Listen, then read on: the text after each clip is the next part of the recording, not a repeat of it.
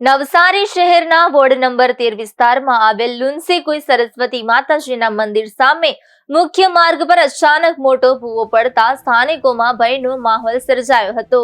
માર્ગના મધ્યમાં પડેલા આ ભૂવાને કારણે વાહન વ્યવહાર પર પણ અસર પડી હતી અને અકસ્માતની શક્યતાઓ ઊભી થઈ હતી. સ્થાનિકોએ તરત જ આ ઘટનાની જાણકારી વિસ્તારના આગેવાન વિજય રાઠોડને આપી હતી.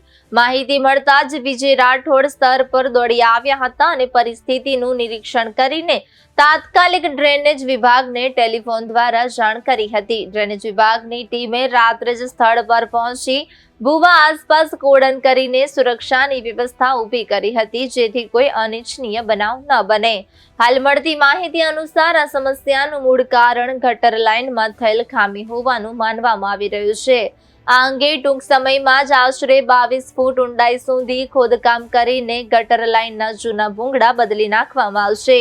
આ કામગીરી પૂર્ણ થયા બાદ માર્ગને ફરીથી મરામત કરીને સામાન્ય સ્થિતિમાં લાવવામાં આવશે.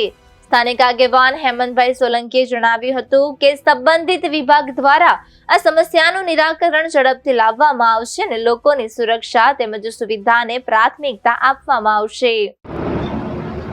વોર્ડ નંબર 13 દશરાટી સરસ્વતી માતાજીના મંદિરના સામે ગઈકાલે રાત્રે 10 થી 10:30 વચ્ચે મેઇન રોડ પર એક મોટો ભૂવો પડ્યો હતો અને એ બાબતની જાણકારી મને સ્થાનિક લોકોએ આપી. અમે સ્થળ તપાસ કરીને ડ્રેનેજ વિભાગવાળાને ટેલિફોનિક જાણકારી કરી.